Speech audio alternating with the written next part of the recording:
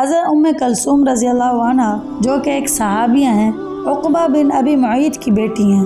عقبہ بن ابی معیط آپ صلی اللہ علیہ وسلم کے جانی دشمنوں میں سے ہے اور انتہا درجے کا مشرک ہے۔ یہ وہ شخص تھا جس کے لیے آپ صلی اللہ علیہ وسلم نے بد دعا فرمائی، بد دعا کرتے ہوئے فرمایا کہ اے اللہ، درندوں میں سے کسی درندے کو اس پر مسلط فرما دے۔ آپ صلی اللہ علیہ وسلم کی یہ بد دعا قبول ہوئی۔ بالآخر ایک شیر کے ذریعے اس کا انتقال ہوا۔ ایک طرف باپ تو ایسا دشمن اسلام، لیکن دوسری طرف ان کی بیٹی حضرت ام کلثوم رضی اللہ عنہ ہیں جن کو اللہ تعالیٰ نے ایمان کی دولت عطا فرمائی، وہ صحابیہ بن گئیں۔ وہ فرماتی ہیں کہ میں نے آپ صلی اللہ علیہ وسلم کو یہ فرماتے ہوئے سنا کہ جو شخص لوگوں کے درمیان مصالحت کی خاطر یعنی ان کی صلح کروانے کی خاطر کوئی اچھی بات ادھر سے ادھر پہنچا دیتا ہے یا ایک کی بات دوسرے کو اس انداز سے نقل کرتا ہے، اس انداز سے بتاتا ہے کہ اس کے دل میں دوسرے کی قدر پیدا ہو جائے اور نفرت دور ہو جائے، ایسا شخص جھوٹا نہیں ہے۔ مطلب یہ ہے کہ وہ شخص ایسی بات کہہ رہا ہو جو بظاہر سچ نہیں، لیکن وہ بات اس لیے کر رہا تھا تاکہ ان دو لوگوں کے درمیان صلح ہو جائے اور ان کا دل ایک دوسرے سے صاف ہو جائے، تو ایسا شخص جھوٹا نہیں ہوگا۔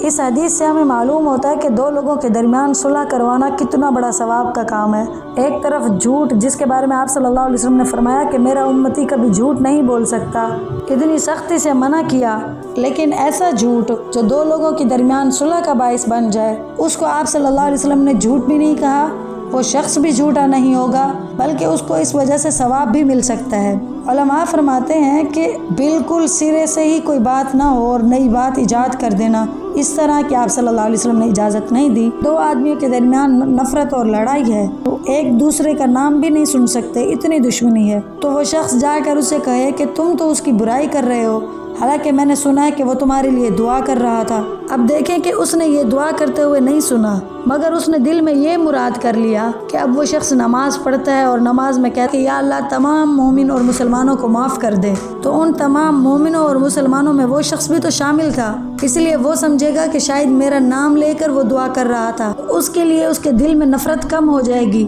اور صلح کروانے والے نے بھی پورا مکمل نیا جھوٹ تو نہیں گھڑا، تو اس پر اس کو اجر و ثواب ملے گا۔ حضرت شیخ سعدی رحمۃ اللہ علیہ کا مشہور قول ہے، ایسا جھوٹ جس کے ذریعے دو مسلمانوں کے درمیان صلح ہو جائے اس سچ سے بہتر ہے جس سچ سے فتنہ پیدا ہو۔ جب آپ صلی اللہ علیہ وسلم نے اس قسم کے جھوٹ کی اجازت دے دی تو آپ اسی سے ہی اندازہ لگا لیجئے کہ دو مسلمانوں کے درمیان صلح کروانا کتنا بڑا ثواب کا کام ہے۔ حضرت عائشہ رضی اللہ عنہا فرماتی ہیں کہ ایک مرتبہ آپ صلی اللہ علیہ وسلم گھر میں تشریف فرما تھے، اتنے میں باہر سے دو آدمیوں کے جھگڑنے کی آواز سنی، اور جھگڑ اس بات پہ رہے تھے کہ ان میں سے ایک نے دوسرے کا قرضہ دینا تھا۔ قرض لینے والا کہہ رہا تھا کہ میرا قرض واپس کرو، اور مقروض یہ کہہ رہا تھا کہ اس وقت میرے پاس اتنا پیسہ نہیں ہے، اس وقت میرے اندر سارا قرضہ ادا کرنے کی صلاحیت نہیں ہے، تم کچھ قرض لے لو اور کچھ چھوڑ دو۔ اس جھگڑے کے دوران ان دونوں کی آوازیں بہت بلند ہو گئیں، اور جھگڑنے کے دوران اس قرض لینے والے نے یہ قسم کھا لی کہ واللہ